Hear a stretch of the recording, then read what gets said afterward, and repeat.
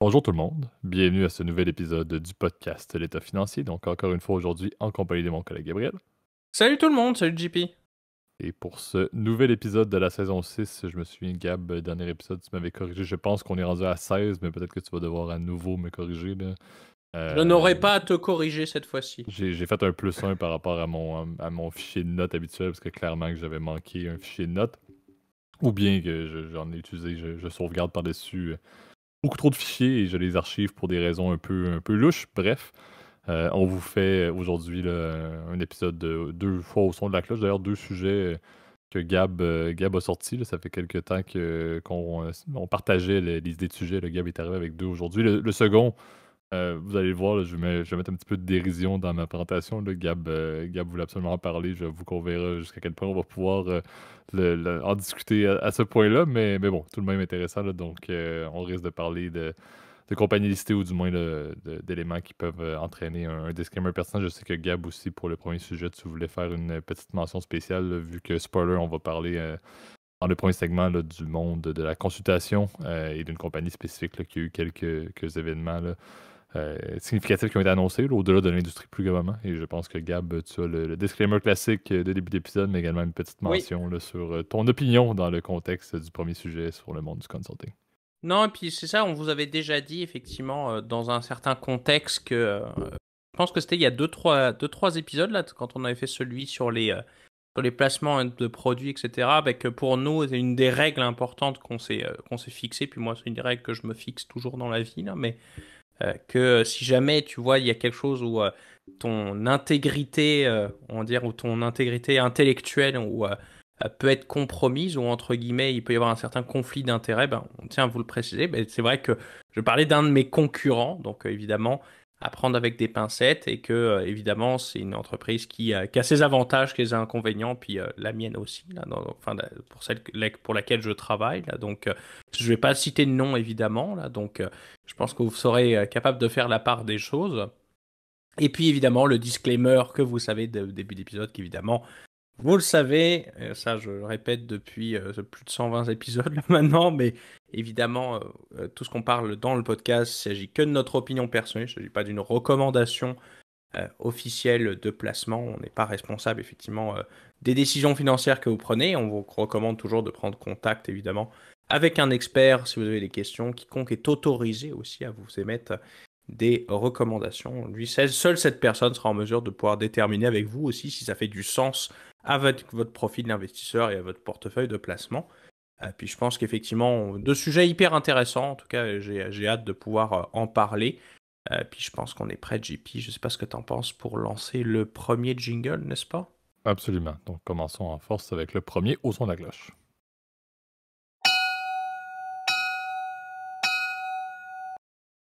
Parfait. Donc, bon, qui dit consultation, on s'en va directement dans le monde des Big Four. On veut parler un peu plus précisément là, de EY pour 2 raisons. On sait, là, j'en parlais plus globalement, le secteur de la consultation a eu beaucoup d'annonces de licenciements. Là, on a fait quelques topos là-dessus. On n'est pas vraiment embarqué directement sur le sujet, là, même si tu sais, il y a plusieurs industries qui en ont annoncé, les techs l'ont fait.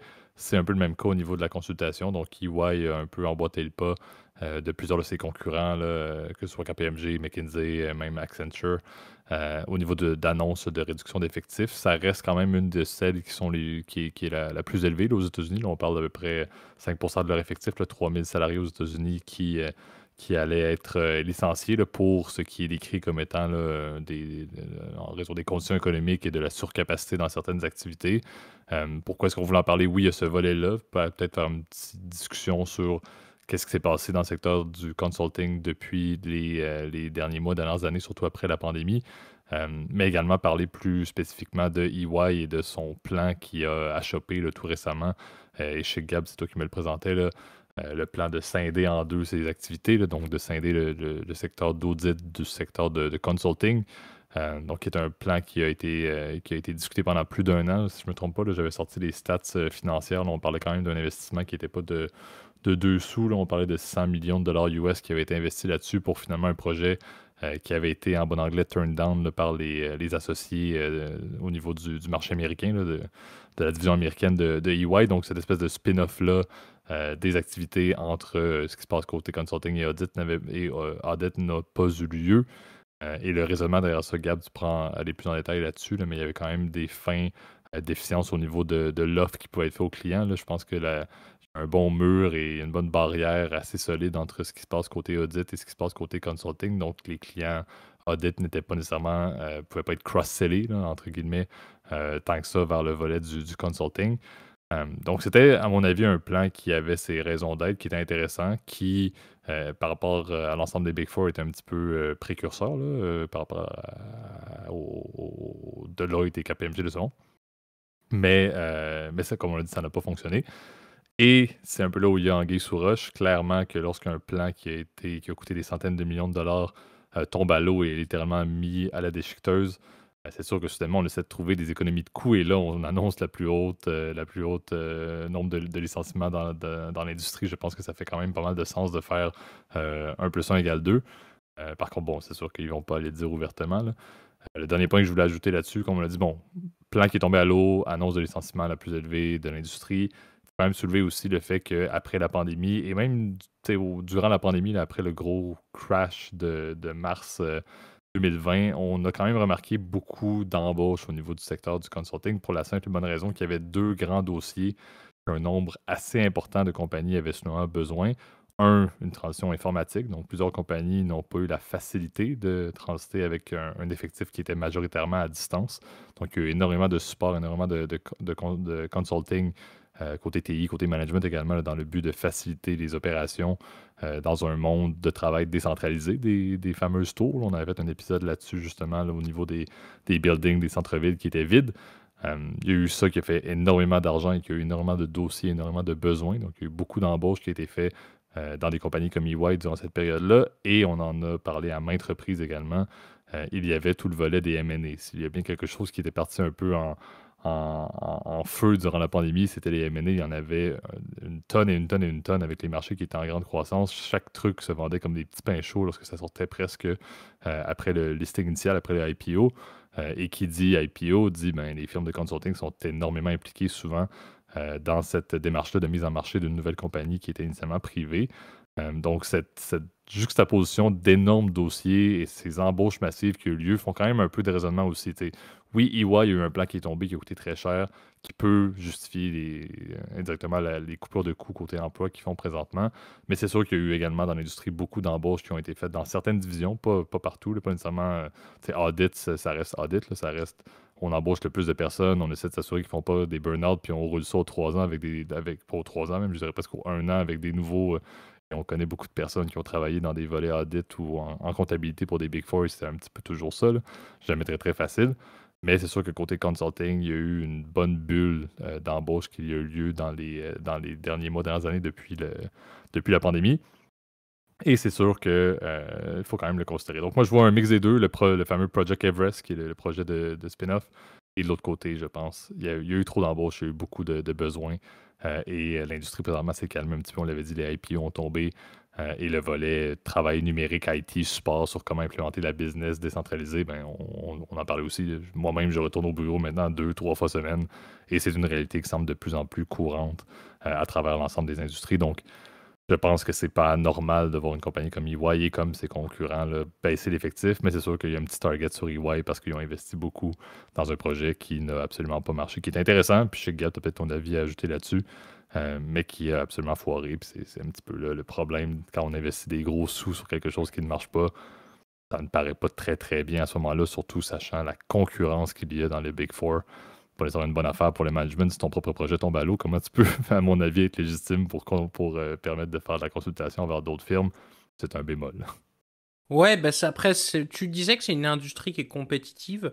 Je vais peut-être rectifier quelques petits points que tu as ajoutés, parce que c'est vrai que c'était très pertinent ce que tu as souligné, JP, là, mais en effet, bon, c'est vrai que l'industrie, effectivement, de la fusion-acquisition a été un peu plus en déclin, en tout cas sur l'exercice 2022. Évidemment, les conditions de marché font que c'est plus compliqué. On en a parlé 50 fois dans le podcast. écouter tous ceux d'avant, là, parce que pour le coup, c'est un tout, là, mais c'est vrai que l'activité, on va dire, transactionnelle a baissé parce que les taux d'intérêt sont plus élevés. Il y a un peu moins d'appétit, effectivement, pour faire de la fusion-acquisition. Oui, effectivement, les multiples sont un peu plus attractifs, mais il y a des conditions de marché qui font que c'est un peu plus compliqué et plus difficile d'aller voir, naviguer, comme diraient les buzzwords de consultants, là, pour le coup, d'aller naviguer à travers, on va dire, ce qui se passe entre moment et puis peut-être une potentielle récession, tu vois, qui arrive. On avait parlé du fameux hard landing. Bon, là, moi, je pense que c'est plus atterrissage du Concorde là, qu'on est en ce moment, là, mais tu vois, enfin, celui qui s'est craché, là. Puis c'est une blague un peu noire, là, mais vous m'aurez compris, là. Euh, mais en effet, c'est vrai que l'activité transactionnelle s'est faite. Alors, rappelons quand même que le Big Four, puis plus généralement les agences de conseil, je pourrais les diviser en deux gros groupes, ce qu'on appelle les MBB, là, donc les McKinsey, BCG, Bain, là, qui sont les principaux. Puis je pourrais peut-être ajouter Accenture aussi, qui est une que tu as mentionné, JP, qui elle aussi est en train de couper progressivement, en tout cas des postes. Je crois que on parlait d'à peu près 20 000 salariés, 19 000 si je me trompe pas. C'était il y a à peu près un mois, là, donc ils ont annoncé ce départ-là. Bon, ça reste mineur par rapport à leurs effectifs, là, puisque c'est des entreprises avec plusieurs centaines de milliers d'employés, là. Euh, et c'est vrai que, bon, alors la contraction fait qu'évidemment, tu as un peu moins de demandes, effectivement, d'emploi. Et puis c'est vrai que les jobs de consultation sont quand même un peu plus variables. Souvent, tu es payé à l'heure. C'est ce qu'on appelle des heures chargeables. Donc, évidemment, s'il y a moins d'heures chargeables à amener aux clients parce qu'il y a moins de demandes, bah, c'est vrai que pour le coup, tu penses à couper des effectifs. Alors, j'ai l'impression que c'est bon, très concentré quand même sur les États-Unis, puisque c'est les derniers où les taux ont quand même énormément monté, où ce fait que bah là, effectivement, l'activité transactionnelle s'est ralentie. Et surtout dans les secteurs, effectivement, de M&A. Tu l'as bien dit, les secteurs d'audit ne vont pas être affectés dans la plupart des grands cabinets, puisque c'est souvent des clients répétés. Hein. Tu sais, c'est repeated business, tu vois. C'est des clients qui reviennent d'année en année. Et puis pour le coup, là, la demande, contre vents et marées, bah, elle va continuer de rester.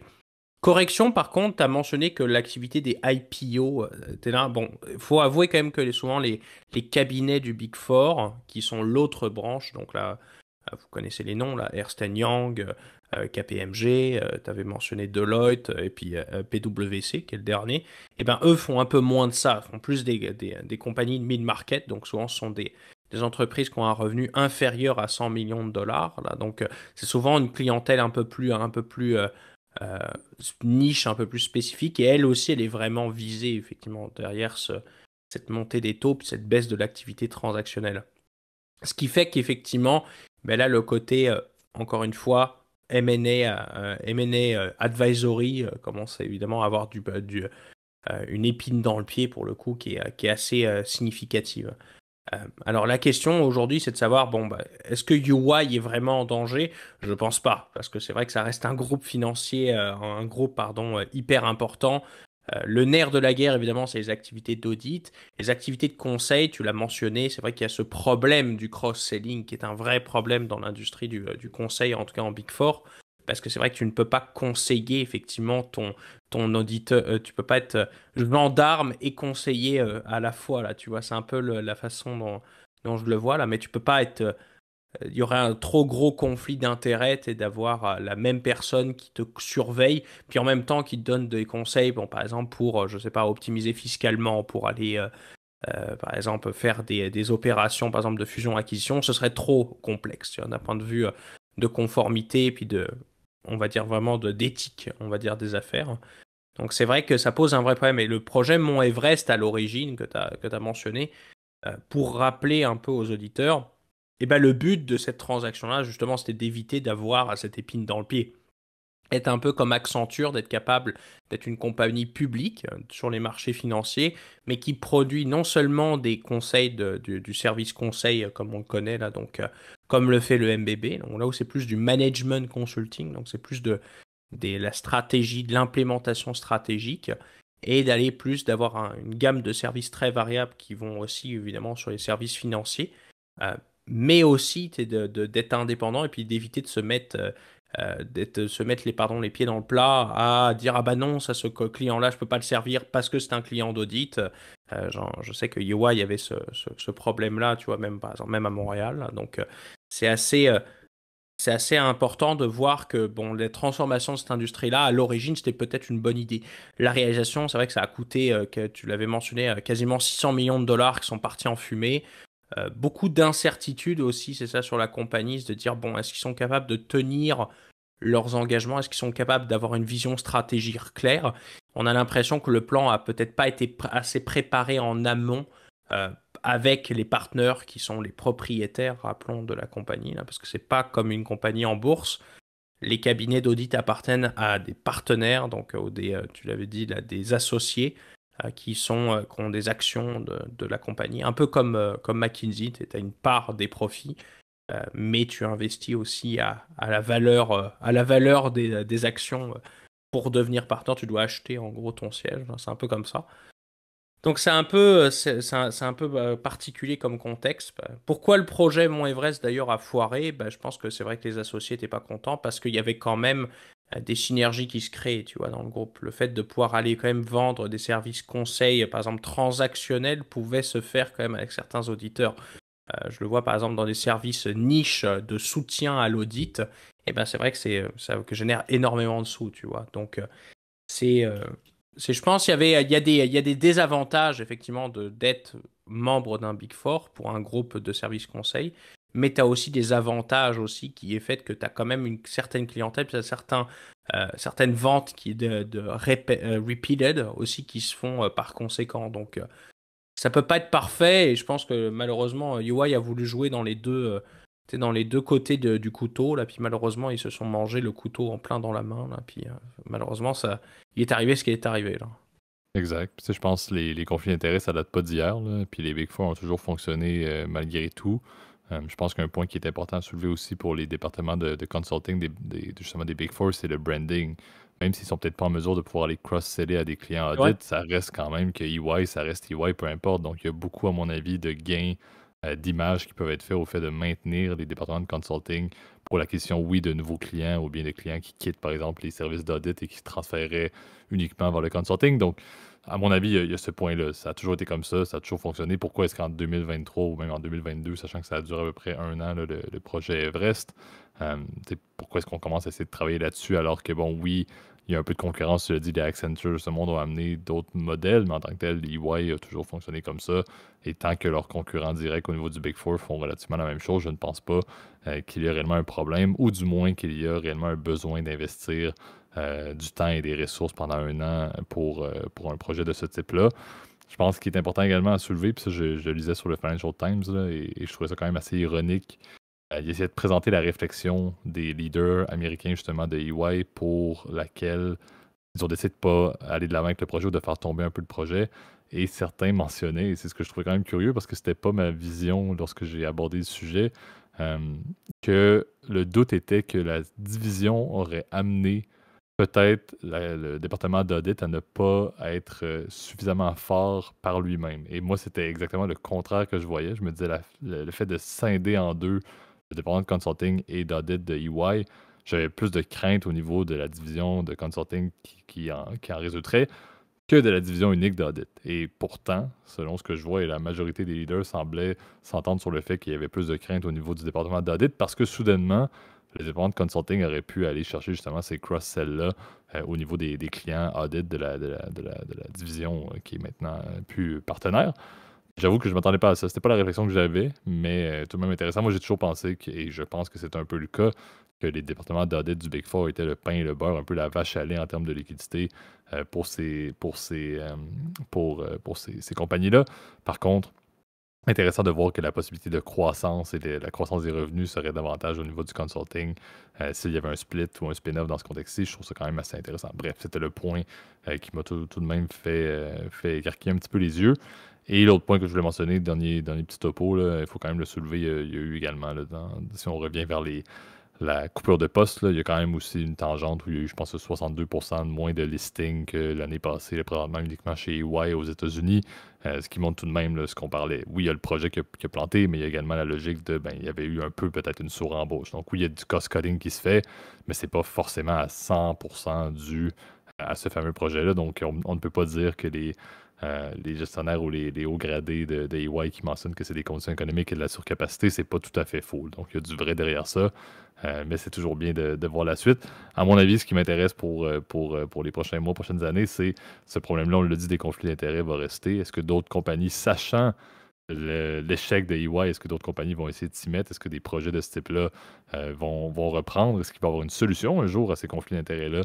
C'est peut-être ça qui m'intéresse plus. Tu l'as dit, là, lorsque quelqu'un lance une ligne à l'eau et que ça plante complètement, ça donne pas nécessairement le goût d'ouvrir la porte pour des concurrents. Donc, C'est c'est ce vrai. qui va m'intéresser.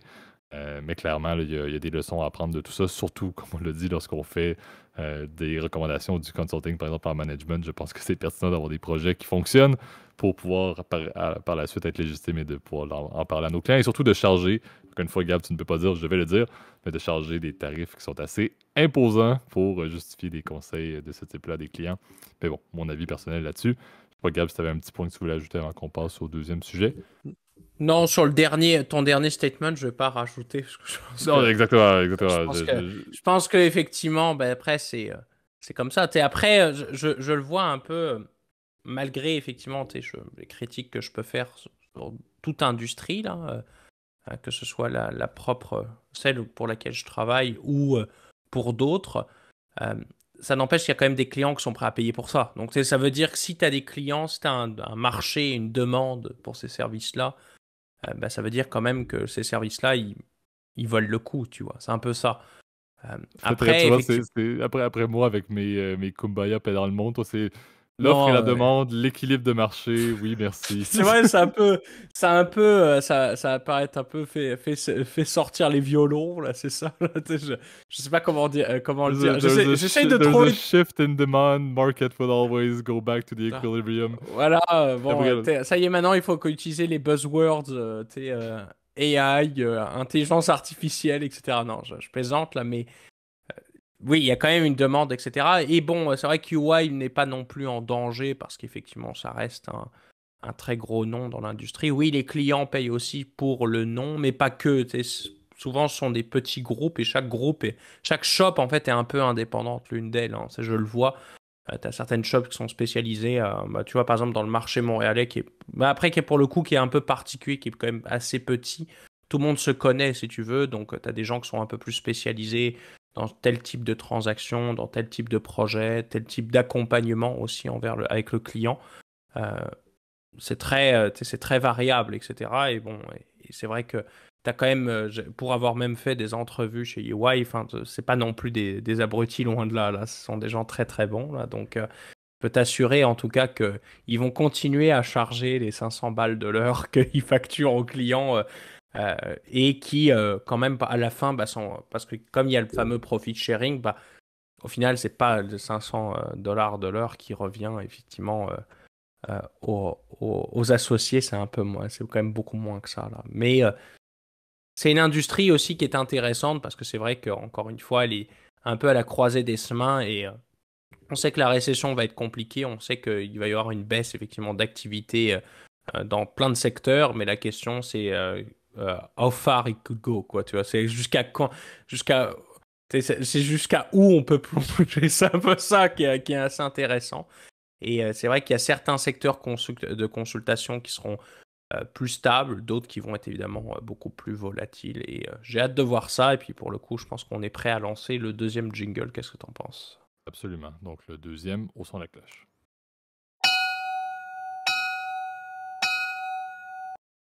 Parfait. Donc, je l'ai dit un peu en levée de rideau là, du podcast. Gab m'est arrivé avec une phrase là, digne d'un loup de Wall Street là, qui crie un peu du rêve là, ou qui vend un peu du rêve. Là. Donc, on veut parler. Je vais le franciser un peu, mais bon, ça reste quand même quelque chose qui m'a fait bien rire. C'est le point du private credit, le nouveau private equity. Donc, pour ceux qui s'intéressent au monde du privé, restez à l'écoute. Là. Vous allez en entendre parler de maintes et maintes reprises. Si j'introduis, c'est pas très complexe. Le private equity, c'est une compagnie qui est privée et dans laquelle on détient des parts comme n'importe quelle équité. Alors que le private credit, c'est lorsqu'on fait des prêts, des loans envers ces mêmes Et genres de privé. compagnies. Je suis sûr que Et c'est ces privé. compagnies-là sont privées, effectivement, et on peut demander plus de collatéral, etc. Et c'est d'un côté, c'est des titres des parts de compagnie, et de l'autre côté, c'est d'être un créancier, là, d'être un actionnaire versus être un créancier de compagnie privée. Le PI a toujours été quelque chose d'assez intéressant. Je sais que c'est un secteur, Gab, qui t'a toujours d'ailleurs beaucoup intéressé. Un secteur qui a quand même un niveau de risque tout de même assez élevé, mais qui peut amener des rendements. Et là, c'est high risk, high rewards, là, certains diront. On peut parler de des fois, il y en a qui vont dire que c'est quoi, c'est très dur à définir, mais c'est du 20% parfois. Avec ça, Gab, tu pourras aller plus en détail là-dessus. Le private credit, bien évidemment, ben, je veux dire, on peut parler normalement d'un rendement qui est un petit peu en deçà. Là, certains vont dire du 10%. Mais par contre, il y a un peu une retournée complète de la table avec le contexte actuel. On l'a mentionné, tu l'as dit quelques fois dans l'épisode. La récession, les marchés ne vont pas nécessairement bien. Le PI, même si les compagnies sont private, vont quand même suivre un peu les tendances de marché en termes d'équité. De l'autre côté, la hausse des taux d'intérêt qui a été quand même assez successive et qu'on atteint présentement des taux directeurs qui sont bien au-delà de ce qu'on a connu dans les dernières années, même des 10, 20 dernières années, fait en sorte que ben, le financement devient plus intéressant. Et qui dit financement hors marché listé, ben, ça peut effectivement prendre tout son sens lorsqu'on peut négocier avec une compagnie privée, bien évidemment, des conditions et également du collatéral qui peut être assez varié. Là. Donc, c'est des accords presque de gré à gré. Je pense qu'il y a un intérêt, et le jeu de mots n'est pas de faire un lien avec les interest rates, là, mais il y a clairement un intérêt présentement au domaine du private credit. Par contre, et c'est là un peu mon point de vue sur mon opinion, et je te passe la parole par la suite là-dessus, Gab, est-ce que le PE peut vraiment être supplanté par le private credit? Je pense que c'est cyclique. Je pense que l'intérêt et les volumes, malgré la logique globale de l'illiquidité dans le monde des compagnies privées, je pense quand même que le private equity reste quelque chose qui est beaucoup plus viable en termes de rendement sur une période moyen terme, long terme que le private credit. Je pense qu'à court terme et dans un contexte économique comme on le connaît présentement, oui, les rendements du private credit deviennent intéressants. Mais en tant que tel, je ne crois pas qu'il y a réellement une montée soudaine et que ta petite mention de Loup de Wall Street fait réellement du sens lorsqu'on regarde, on est forward-looking dans 10 ans, par exemple. Bon, alors je vais rajouter effectivement quelques petits points. The Rise, CP is the new PC is the new PE. Oui et non. Effectivement, il y a un effet cyclique, comme tu l'as dit, parce que le private credit intéresse de plus en plus. Alors pourquoi j'ai eu l'idée d'ailleurs de ce sujet-là? C'est parce qu'il y a un espèce d'Instagram qui s'appelle Liquidity. Là. C'est un type là, de New York là, qui fait des jokes de mecs de New York. Donc moi, je trouve ça moyennement drôle, mais puis c'est une espèce de remarque genre de New-Yorkais, genre I can get my... Je peux pas avoir mon bonus de 200 000, genre... c'est une autre réalité, c'est un autre monde évidemment que nous, mais c'est une espèce de blague de mâle blanc de Wall Street, là. Enfin bref, je trouve ça assez drôle. Et il avait mis cette quote-là, Private credit is the new PE. Alors, ça me fait rire, parce que c'est vrai qu'on entend de plus en plus parler effectivement du crédit privé, même tu vois sur les postes ouverts, etc. Parce que c'est vrai que c'est intéressant. C'est intéressant, c'est une classe d'actifs qui n'est pas nouvelle, puisqu'en fait, elle a toujours quasiment existé, parce qu'en fait, c'est du prêt normal entre quelqu'un qui est prêt à prêter son argent et quelqu'un qui est prêt à emprunter. Par contre, la façon dont il est structuré aujourd'hui, cette industrie-là, du private credit comme on connaît, et ben en fait, ça a clairement complètement explosé en fait après 2008 en fait. Pour une raison simple en fait, c'est parce que on a une période, en fait, où on a voulu désintermédiariser. Parce que les banques, rappelons-le, depuis BAL 3, puis depuis toutes les patentes à gosse, pardon, expression québécoise, là, après 2008, là, le too big to fail, etc., et ben, les banques ne voulaient plus prêter aux entreprises. Ah ouais, elles ne voulaient plus prêter, ou soit elles voulaient prêter, mais avec des covenants, donc des restrictions qui sont très strictes. Donc, qui font que l'entreprise doit être suffisamment stable pour pouvoir tout repayer. Sauf que des fois, bah, tu as envie d'emprunter et que tu es malheureusement un peu plus risqué. Tu vois? C'est le cas, par exemple, quand tu achètes, par exemple, je sais pas, tu as un prêt pour acheter des meubles, par exemple, ou je sais pas, tu as un prêt pour acheter, par exemple, de l'équipement. Et ben, c'est un peu risqué, tu vois. C'est un peu plus risqué que pour une entreprise qui est déjà démarrée, qui est déjà établie, qui a déjà des cash flows et qui a souvent un profil de crédit beaucoup plus stable. Il faut quand même qu'elles empruntent ces gens-là. Et à cette période-là aussi, la plupart des gestionnaires d'actifs avaient de l'argent à déployer, ils avaient de l'argent à investir.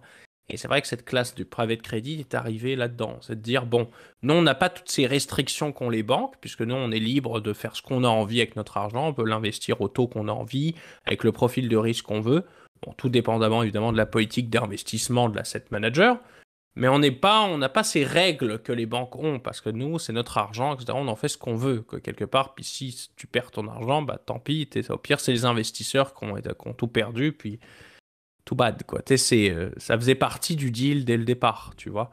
Et donc, cette montée, en fait, du private credit a permis de financer, effectivement, de plus en plus d'opérations. Alors, des fois, c'est des opérations d'achat de matériel, de changement, de la fusion-acquisition. Ça a été aussi, par exemple, du lending pour financer la croissance, de l'achat, par exemple, de nouvelles, je sais pas, de nouvelles machineries, etc.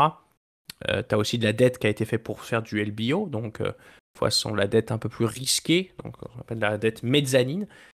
Ça reste encore d'ailleurs, by the way, de la terminologie un peu plus complexe, hein. D'ailleurs, soyez pas surpris, et puis si jamais vous avez des questions, n'hésitez pas à me poser. J'essaierai du meilleur que je peux de pouvoir répondre à votre question, en tout cas si vous en avez une, hein. Euh, et cette nouvelle classe d'actifs est arrivée en fait avec ça. Euh, Bon, aujourd'hui, il y a eu effectivement une surge, évidemment, une montée très importante du private credit en 2022. Je crois que je lisais des rapports qui parlaient quasiment de 100%, ça avait doublé en un an. Je pense qu'effectivement, ça a un peu baissé. Je pense pas que ce soit aussi élevé, ça dépend de l'échantillon de référence dans lequel on parle. Mais on voit qu'effectivement, depuis des années, effectivement, ça continue à exploser.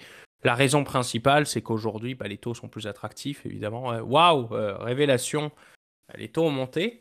Mais en plus, tu as un intérêt, c'est que non seulement tu as la portion intérêt, mais tu as la portion risque de crédit, ce qu'on appelle le spread, qui devient encore plus attractif, tu vois. Donc tu vas aller chercher un rendement un peu plus intéressant. Tu vas avoir aussi un rendement par le fait que ce sont parfois des taux un peu plus courts que des taux à court terme. Donc les taux long terme sont souvent plus onéreux que les taux à court terme, ce qu'on appelle la term spread, et etc. Et évidemment, le fait que ce soit illiquide, donc comme c'est illiquide, tu vas demander un rendement un peu plus intéressant, parce que tu ne peux pas revendre effectivement ce prêt privé que à part que si tu le vends à quelqu'un d'autre, un autre investisseur important. Donc l'intérêt, c'est d'aller chercher un peu plus de rendement, et c'est pour ça que cette industrie-là a tant décollé depuis quelques temps, parce que effectivement les rendements sont plus intéressants en fait. Tout est une histoire de marketing, alors qu'en ce moment le pays c'est compliqué, c'est difficile d'avoir du financement, etc. C'est difficile d'investir comme on l'a dit. Et donc ce qui fait que bah là maintenant tout le monde veut du PC, tout le monde veut du private credit, et puis personne veut du PI. Donc tu vois c'est des tendances en fait un peu d'ailleurs, je ne sais pas ce que tu en penses, JP, là, mais j'ai l'impression que c'est un peu comme ça tout le temps, d'ailleurs, dans l'industrie de la finance. Maintenant, tout le monde a tendance à suivre ce qui est déjà arrivé, tu vois. On dit, ah bon, les taux ont monté, ça, il faut aller dans le private credit. En fait, c'est peut-être un peu trop tard, en fait, pour le coup. Fallait être visionnaire à l'avance, en fait. Exact. Puis, tu sais, je pense au-delà de la hausse des taux directeurs, il faut aussi rappeler ce qui s'est passé avec les banques, l'instabilité bancaire qui sont, tu l'as dit, là, les principaux créditeurs de plusieurs de ces compagnies-là, pas dans le monde du PC.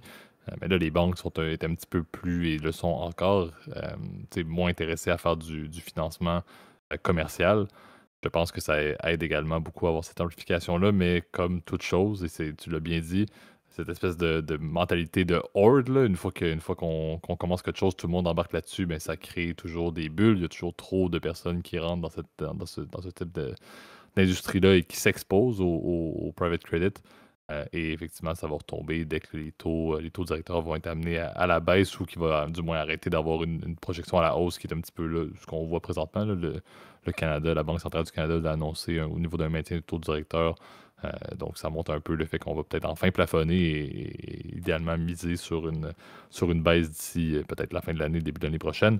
Et comme on l'a dit, ben, les banques, avec un certain retour d'une stabilité économique, la fin de la récession qui n'est pas encore commencée, mais qui va probablement arriver et qu'on va s'en remettre parce que c'est un cycle, les banques vont aussi reprendre une mentalité plus expansionniste de vouloir faire des prêts, comme ça a été le cas également au sortant de la pandémie, où il y a eu énormément de volonté des banques au niveau commercial de faire du financement. Donc, on l'a dit, c'est un cycle, c'est intéressant le temps que ça l'était. Tu l'as bien dit, je pense même plus forcément que le private credit est encore intéressant dans le moment aujourd'hui où on enregistre le podcast. Je pense que le pic devait être, à mon avis, lorsqu'on a commencé à parler des grandes banques et de l'instabilité du secteur financier, qui n'est pas terminé. mais qui est quand même bien loin de où on était il y a de cela à peine un mois. Clairement que c'était peut-être là le prime time du PC. Mais on n'y est pas. Puis je ris en disant PC parce qu'à chaque fois que je dis ça, je pense au Moi aussi. President's Choice, qui est une marque de produits d'un supermarché canadien. Donc ça, j'en pleure presque à chaque fois que je le Ça, mentionne ça, depuis tout à l'heure, là. c'est un peu. Moi, ce qui me fait rire, c'est que non seulement ça me fait penser à ça, mais ça me fait penser, genre, comme si t'appelais le type Pierre Charles, parce que c'est un peu l'acronyme Aussi, TAS, salut aussi, PC, genre, genre, aussi. c'est Puis c'est assez personal absurde. computer, là, le fait que faudrait que Voilà. Pierre Charles ait un PC de la marque PC. Puis là, je pense Et on peut qui? rendre Pour l'antenne. faire du private credit, mais bon, enfin bref, c'est un Effectivement, peu. ça conclut. C'est c'est assez drôle. Après, bon, c'est vrai, un autre facteur aussi, par contre, que t'as mentionné, euh, rapidement, c'est vrai que, aussi, rappelons que souvent les prêts, en tout cas en private credit, aussi sont émis sur des taux flottants. Donc c'est vrai que c'est là peut-être l'instabilité qui va se créer à ce moment-là, parce que les taux flottants, ils vont, donc par exemple le fameux SOFR ou le LIBOR, dont on avait parlé, qui vise à disparaître Effectivement. progressivement, en tout cas pour les taux Cet été, de jour. cet été, ça- oui. 31 décembre, ça c'était pour le overnight, mais les termes, je crois que Le il reste 1er encore quelques juillet, je taux. crois. Donc c'est ça. Donc là, tu as certains taux encore Libor qui restent actifs. On va pas perdre les auditeurs là, mais ça reste encore d'actualité. Enfin bref, ces taux-là, ils vont suivre effectivement tout ce qui se passe au niveau des taux directeurs. Donc si ces derniers vont commencer à baisser, bah, c'est là où peut-être on va avoir un peu moins d'appétit pour le private credit. Et la question aussi, la deuxième question, c'est la question du déploiement du capital. Parce que c'est bien beau de vouloir aller chercher des rendements de 18% parce que d'ailleurs, by the way, c'est ça, en PI, c'est à peu près la règle du pouce, c'est à peu près 20% par année. Donc, c'est à peu près 5 fois, donc on appelle le MOIC, 5 fois sur, 2 fois, pardon, sur 5 ans. Donc, le but, c'est d'aller doubler ta mise, en fait, c'est ça, au bout de 5 ans. Et là, en ce moment, les taux, par exemple, en private credit, c'est pas anormal, des fois, de voir des produits qui vont faire, par exemple, je sais pas, entre 15 à 20% de taux d'intérêt. Donc, ce qui est pour le coup très intéressant, évidemment.